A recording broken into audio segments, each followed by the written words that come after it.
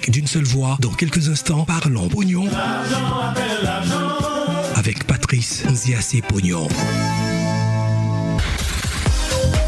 Vous écoutez l'Afrique d'une seule voix. L'Afrique d'une seule voix. Auditeurs et auditrices de l'Afrique d'une seule voix, bonjour. Il est temps maintenant pour nous de parler pognon. Générique.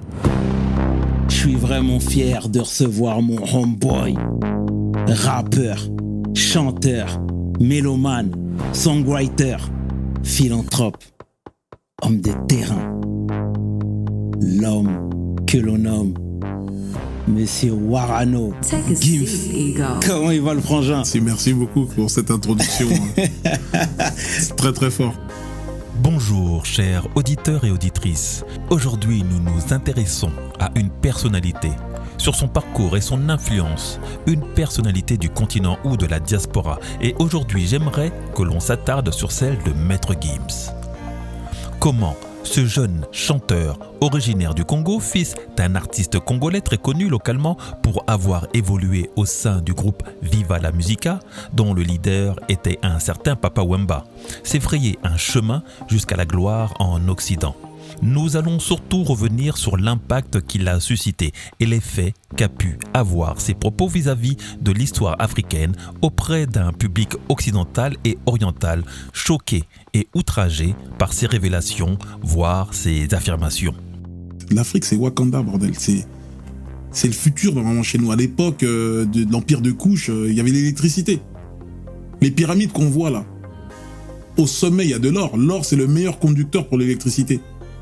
C'était des foutues antennes. Les gens avaient l'électricité. Les gens, ils n'arrivent pas à comprendre ça. Les Égyptiens, la science qu'ils avaient, ça dépasse l'entendement.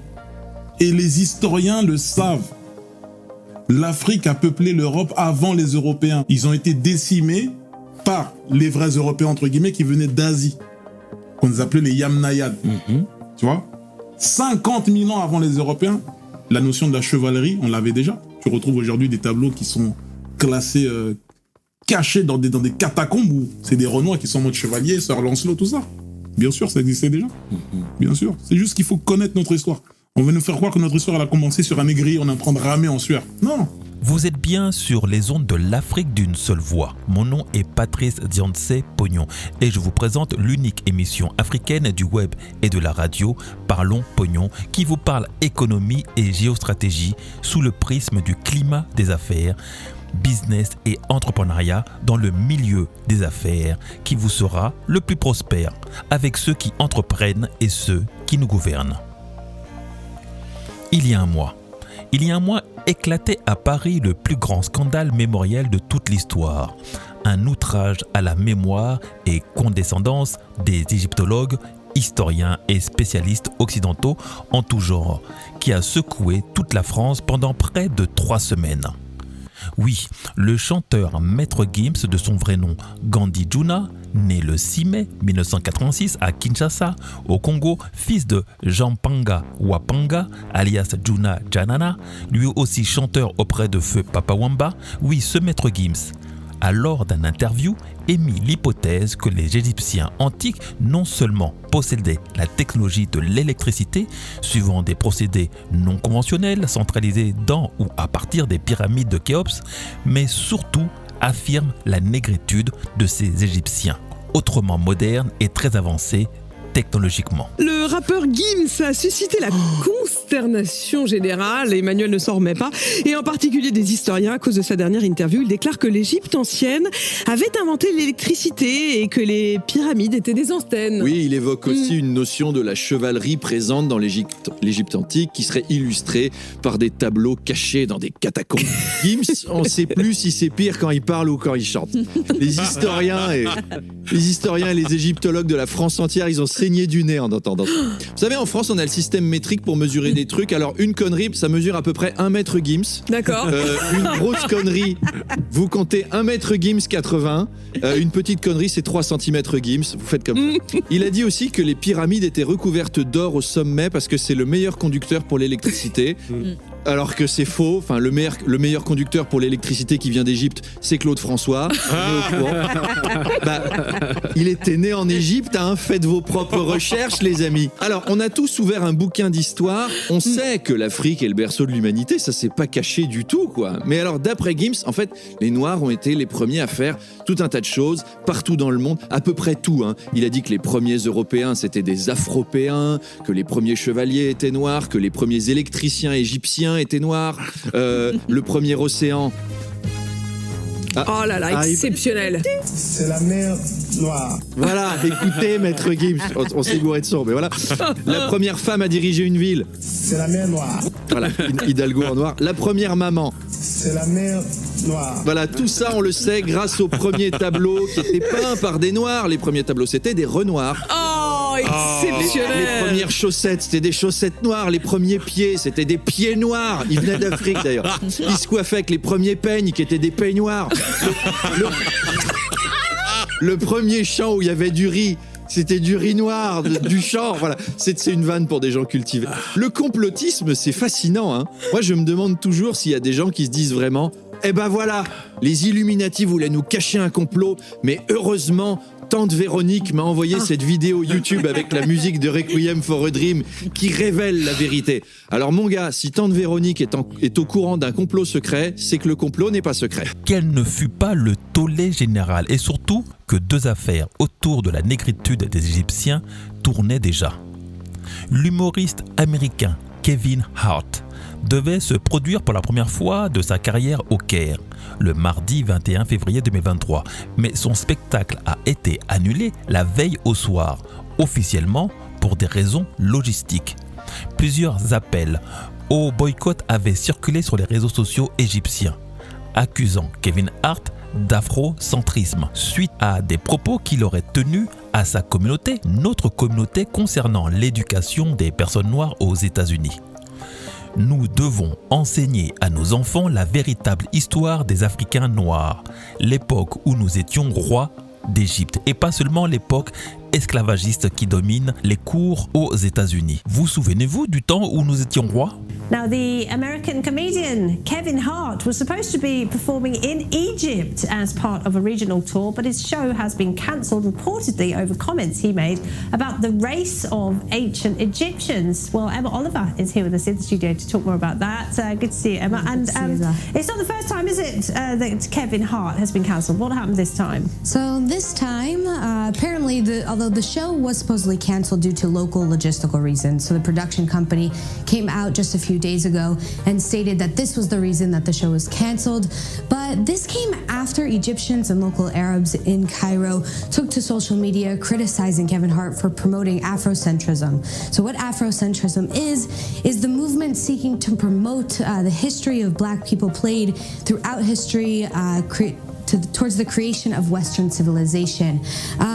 So in the past, they kind of brought up on social media that in the past, Kevin Hart allegedly stated that we must teach children the true history of Black Africans when they were kings in Egypt, and questioned whether or not people remember that Africans were the kings in Egypt. Although the source of this claim is not known, of the video of him stating this, but this is where the criticism began. So after that rose up on social media, local Egyptians believe that he was per se blackwashing the ancient history of Egypt and wiping away the rich Arab culture that Egypt has. So that may be the reason why it was cancelled, but again, the production team is not stating that this they're not going for that at all. No. And of course, I've seen some analysts talk about how you can't take today's modern notions about race as we know them and apply them to ancient history and ethnicity and all the rest of it. But what has been the response from his team then? They're just saying no, nothing to do with it. So there hasn't been an actual statement from their team or Kevin Hart himself yet. Again, there's no apology. He hasn't claimed that this is true, but the local community has seemed kind of happy that this show was canceled.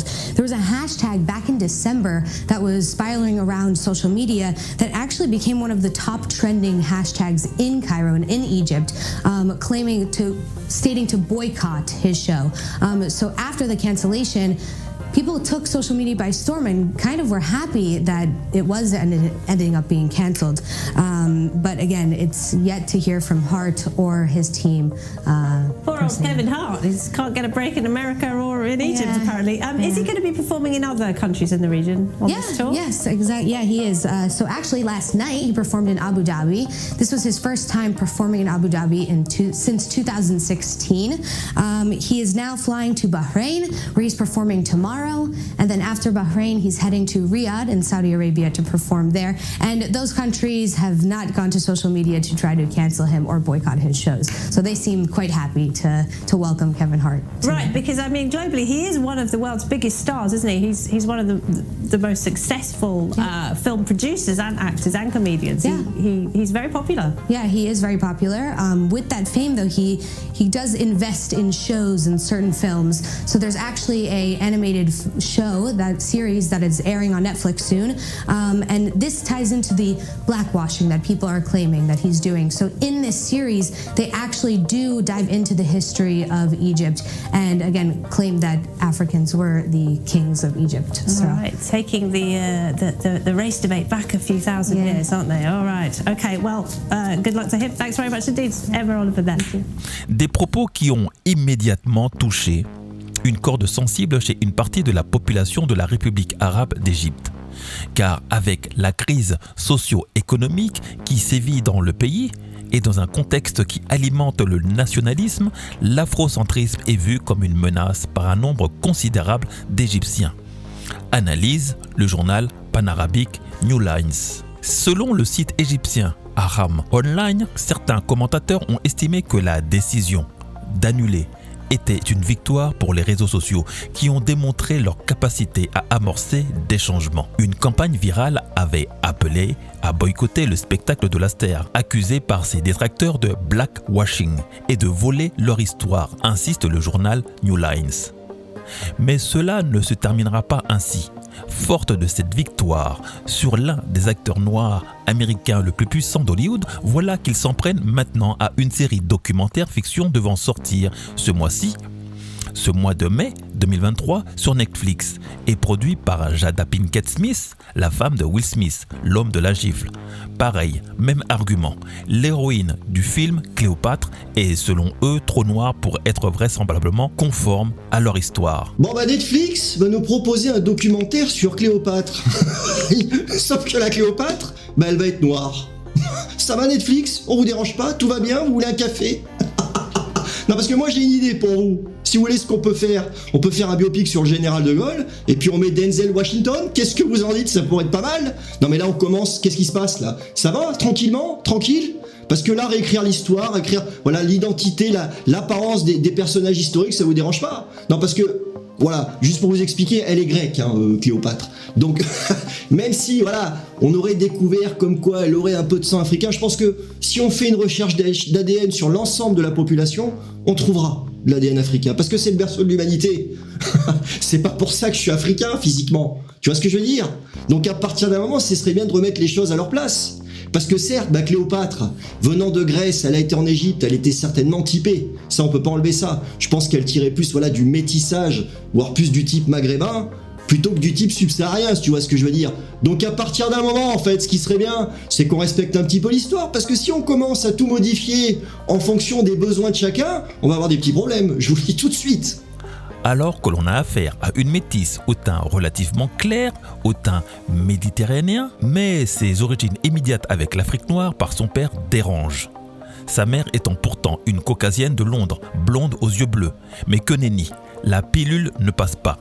La République arabe d'Égypte, où des voix réclament l'interdiction de Netflix pour des contenus jugés offensants pour le pays, où ses valeurs familiales, la députée Saboura El Sayed a demandé une énième fois au Parlement d'interdire la plateforme Netflix. Vous savez, j'aime mener ma vie paisiblement et je vous avais bien dit que toutes les polémiques, Maître Gims, Cléopâtre, c'est juste l'arbre qui cache la forêt. Vous allez voir que c'est pas Cléopâtre l'enjeu. Let's go. Là, on a affaire à une série documentaire. C'est-à-dire, c'est pas une fiction. C'est un contenu qui ambitionne de présenter des faits authentiques. Et c'est le problème. Parce que sur Cléopâtre, les fact-checkers commencent à se mettre dessus pour vérifier. Alors, ils nous disent, on connaît son père, il est macédonien. Mais on connaît pas sa mère. Donc, sa mère peut être égyptienne. Donc, peut-être qu'elle est noire. Et vous savez d'où ça vient, l'idée des Égyptiens sont noirs? Voilà. Donc, pour ce monsieur Arthur de blablabla, on ne sait pas, lui, il ne vient plus discuter de Cléopâtre. Lui, il revient discuter le fameux sujet des Égyptiens anciens étaient noirs. Tant que c'est en France, les médias français, le débat, c'est les Égyptiens n'étaient pas noirs. Les Égyptiens étaient donc quoi? Ils étaient quoi? Ils étaient blancs. À l'époque de l'Égypte antique, est-ce qu'ils réfléchissaient en termes de race? La race blanche n'existait pas à l'époque de l'Égypte antique. Déjà à l'époque de l'Égypte antique, il me semble que l'Europe, c'était encore dans les cavernes. Chaque fois que ce sujet pop, chaque fois qu'on veut décrédibiliser ce qui préoccupe les médias français, c'est la couleur de peau. C'est une question raciale, c'est une question de domination, c'est une question d'imaginaire. On va partir dans les années 50, en fait, un certain Cheikh Anta Diop, qu'on présente à tort comme un scientifique, un historien, qui est en fait juste un idéologue. On veut décrédibiliser le travail, le caractère de Cheikh Anta Diop. Il a développé une thèse de doctorat sur le sujet. Il a participé au colloque du Caire avec d'autres scientifiques. Il a poussé ses travaux et ces travaux-là même ont été complétés depuis. En réponse à la série La Reine Cléopatra de Netflix, qui a suscité la controverse en choisissant une actrice noire pour incarner la souveraine égyptienne, le célèbre archéologue Zahi Hawass a annoncé la sortie d'un documentaire sur la vraie Cléopatra sur YouTube, le même jour de sa sortie mondiale sur Netflix. Nous ne referons pas le débat. Noir ou pas noir, l'Égypte l'était-elle ou pas? La logique voudrait que même toute la sous-région méditerranéenne le soit, enfin une partie en tout cas. Grec et Égypte étant très liés, éloignés d'un bras de mer de moins de 500 km, la négritude des populations ne pouvait s'arrêter au bord de la Méditerranée. La couleur blanche du Caucase est, elle, arrivée plus par Rome, par les peuples barbares qu'elle dominait. Mais l'on en reparlera plus tard, pas aujourd'hui. Revenons à Maître Gims, qui lors de son interview où il nous relate ses débuts difficiles, baladé en centre d'accueil, après qu'il ait été SDF, après avoir intégré le mouvement hip-hop où il se distinguera en tant que rappeur plutôt que chanteur, se mariant une première fois, se convertissant à l'islam, puis avec beaucoup de persévérance, le succès vient à lui. Tu es né au Zaïre. Tu arrives à quel âge ici? Je suis arrivé en France à 3 ans. 3 ans? Ouais, 2 ans et demi, 3 ans. Donc, en 89, je suis né en 86. Donc j'arrive en France à Ivry-sur-Seine. Enfin, non, au début pas Ivry-sur-Seine, à Clermont-Ferrand. Je suis placé donc dans un foyer, famille d'accueil, etc. parce que c'est compliqué. Donc je suis placé là-bas avec mes frères et sœurs. On reste 1 an ou 2. Ensuite, je passe par Ivry-sur-Seine, en 94. Je reste aussi 1 an ou 2. Ensuite, j'arrive sur Paris. C'est là que j'arrive sur Paris un peu plus tard. T'avais quel âge? Je devais avoir 7 ans. D'accord. Ouais. Non, relativement jeune, hein, tu me diras. Ouais. Et tu as grandi dans le 9e. Donc, c'était quoi le décalage? Parce que tu es issu d'une famille modeste, mais le 9e, comme tout le monde le sait, c'est un arrondissement plutôt aisé. Tu vois ce que je veux dire? Déjà, le décalage, en termes de décalage, c'était frappant. Tu étais conscient déjà très tôt que tu étais très pauvre? Oui, forcément, bien sûr. Bon, après, j'étais pas le seul pauvre, donc on marche entre pauvres, c'est toujours comme ça.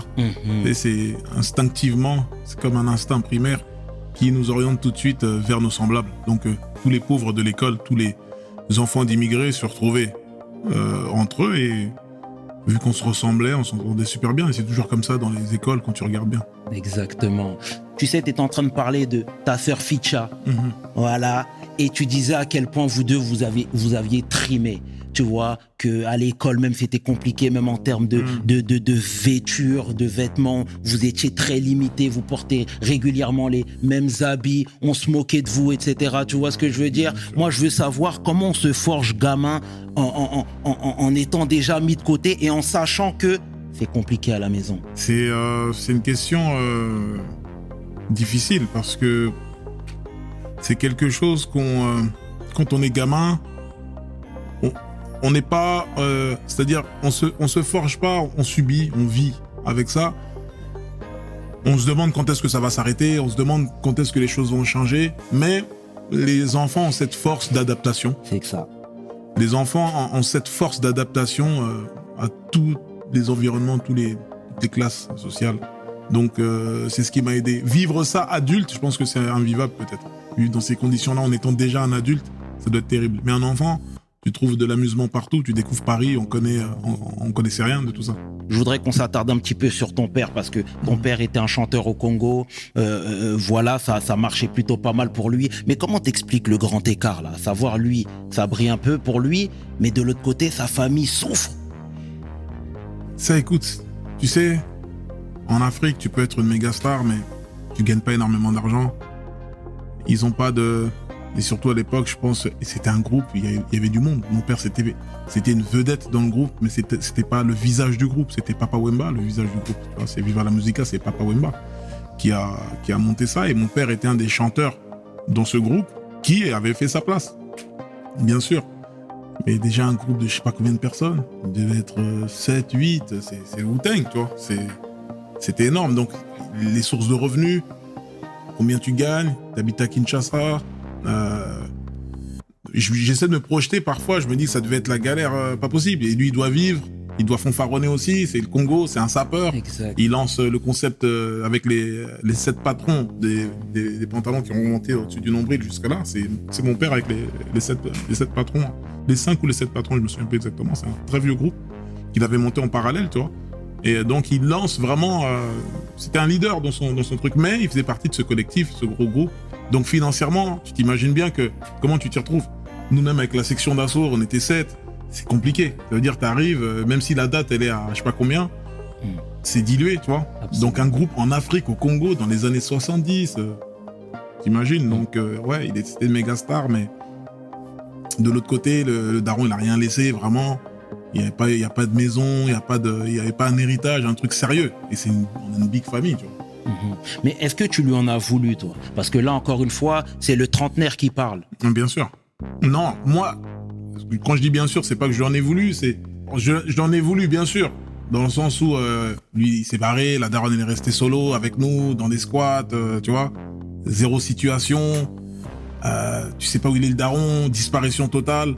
Tu vois ce que je veux dire? Donc la daronne, elle se bagarre avec des tantes à moi, obligée de voler des trucs dans des magasins.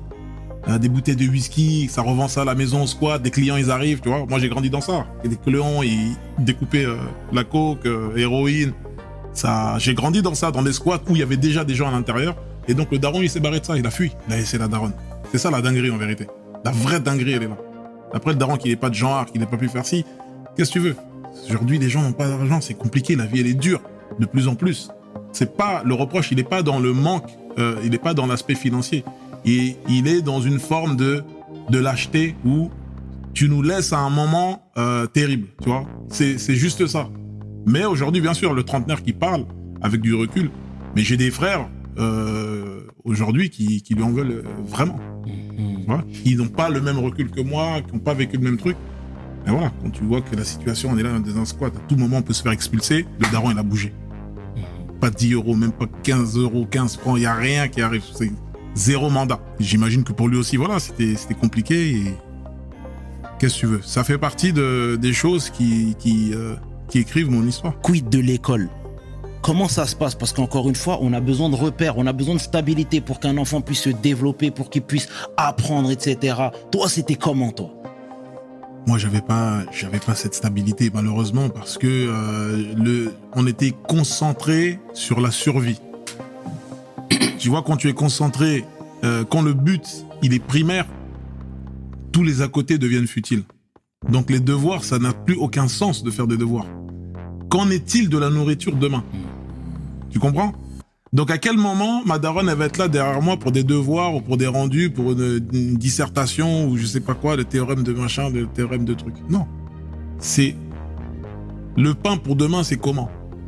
C'est ça les questions le soir à la maison. il faut se réfugier quelque part, j'ai envie de te dire. Tu vois, il faut avoir des kiffs, un centre d'intérêt, etc.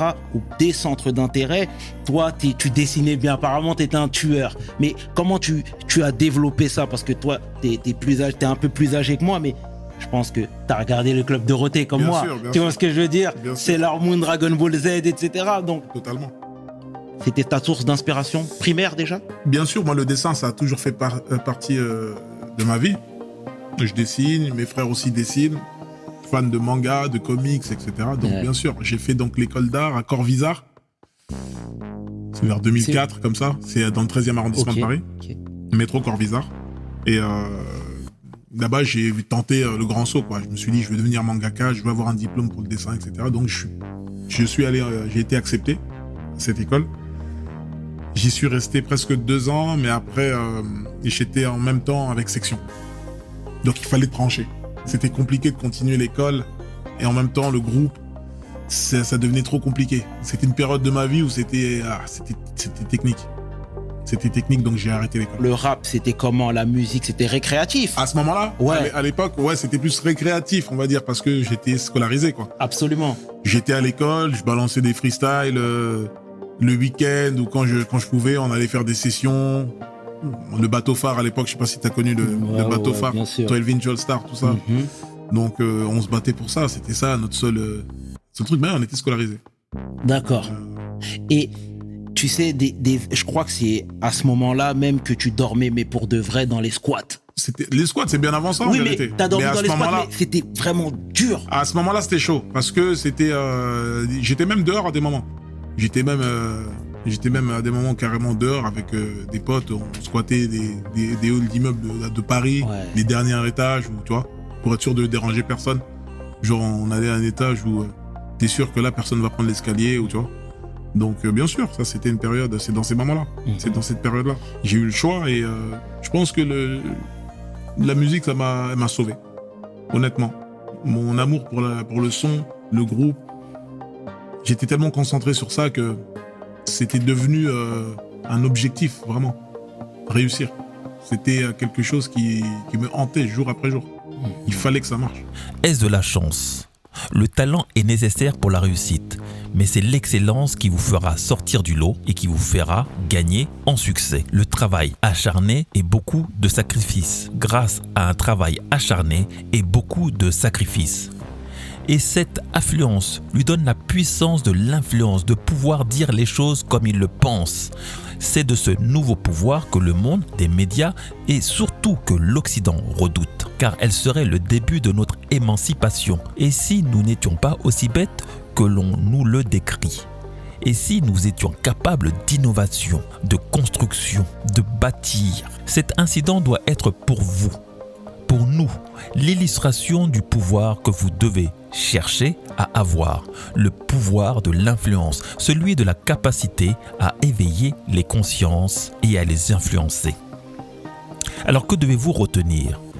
Être bon en affaires, c'est avoir de l'influence, être capable de changer la donne. Et pour cela, vous devez vous lancer, travailler et vous faire accompagner pour la réussite de votre projet.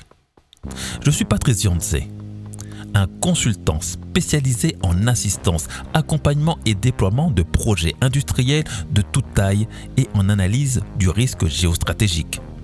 Je ne fais pas de coaching trop long, trop laborieux. Je vous aide surtout à ouvrir votre champ d'action vers des marchés et des partenaires économiques qui n'attendent que vous pour vous développer à l'international. Les Africains, ils savent faire foule, mais sans objectif de créer des actifs. Ils savent se réunir pour faire la fête, ils savent se réunir pour dépenser, mais ils ne savent pas se réunir pour accumuler la richesse, pour créer la richesse et accumuler la richesse. Nous sommes dans un modèle capitaliste aujourd'hui, mais l'Africain est perdu dans ce modèle. Pourquoi il est perdu? Parce que c'est un modèle qui ne correspond pas à notre réalité. Mais oui, nous, c'est la masse, c'est la collectivité, c'est la communauté qui compte, ce n'est pas l'individu. Malheureusement, quand on va le dire comme ça, dans le modèle économique qu'on connaît, on a le marxisme. Mais le marxisme, c'est bien pour les Européens, c'est bien pour l'Europe, mais pas pour l'Afrique. Parce que Karl Marx parlait d'une société déjà industrialisée. Donc nous, on ne peut pas appliquer le marxisme en Afrique. C'était l'erreur de nos prédécesseurs, de Sankara, Lumumba, un peu tout ça, l'UPC au Cameroun. Le marxisme ne pouvait pas être adapté à l'Afrique parce que c'est lui qui l'a conçu pour une société où il y avait déjà de l'usine, où il y avait les manœuvres. Nous, on n'a pas d'usine, on n'a pas de manœuvre. Donc il faut un nouveau modèle pour l'Afrique. Et c'est ce que j'ai essayé de penser, parce qu'il fallait d'abord penser avant de chercher à le réaliser. Donc, pour que l'Afrique s'en sorte, on a besoin des États forts. Mais ces États forts doivent être incarnés par des hommes forts. C'est quoi des hommes forts? C'est des gens qui n'ont pas faim. C'est des gens qui ne peuvent plus se présenter avec le chapeau à la main. C'est des gens qui doivent apprendre à ne pas se mettre à genoux. Malheureusement, la quasi-totalité des intellectuels que nous avons aujourd'hui ont été formés, ont été formatés pour dire merci le maître, merci celui qui leur a enseigné le français, celui qui a enseigné l'anglais.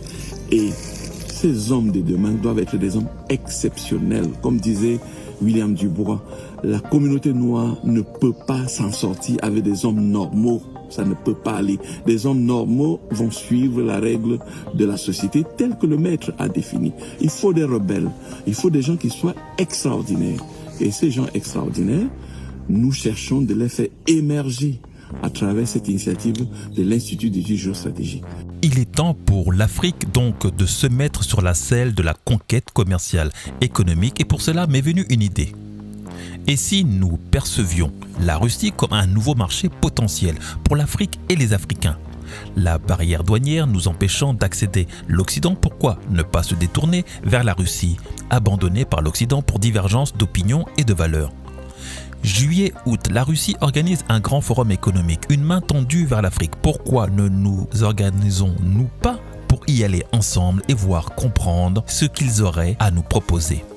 Le malheur des uns fait le bonheur des autres. À nous, Africains, de saisir ce conflit comme une opportunité pour conquérir de nouveaux marchés.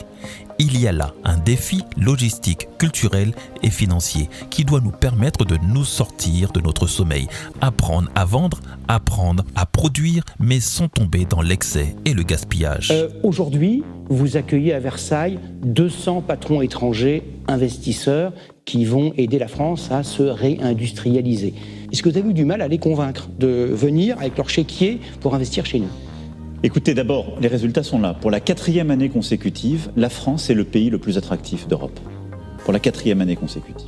C'est le fruit de nos réformes, de notre travail, d'un engagement des talents de la France, de la qualité de notre recherche, de notre innovation, de nos entreprises, de nos salariés et de notre agenda d'avenir. Parlons pognon, c'est fini pour aujourd'hui. Parlons pognon est votre émission économique et géostratégique qui parle climat des affaires, business et entrepreneuriat avec ceux qui entreprennent et ceux qui nous gouvernent. Avec vous donc, mes chers auditeurs. Rendez-vous chaque jour à la même heure, au même endroit, sur les ondes de l'Afrique d'une seule voix. Et si, comme tous mes intervenants, vous avez des expériences à partager avec des chiffres, des statistiques et des objectifs de conquête économique, africains ou panafricains, si vous souhaitez mener à maturité votre projet et le développer sur le continent ou à l'international avec stratégie et méthodologie, contactez-moi sur WhatsApp au 00 336 650 212 83 ou directement sur mon Telegram à Parlons Pognon. Et avant de conclure, je vous ai lancé une idée comme ça et j'attends votre retour sur cette proposition. Organiser une délégation d'entrepreneurs et investisseurs africains désireux de voir et savoir comment se créer de nouvelles opportunités de marché d'affaires, évaluer le climat des affaires et le milieu des affaires, en se rendant par exemple ensemble au prochain forum économique Russe-Afrique à Saint-Pétersbourg et plus tard peut-être à la foire de Canton en Chine. Dites-moi si l'idée vous plaît et contactez-moi sur la plateforme de l'Afrique d'une seule voix. Vous écoutez l'Afrique d'une seule voix.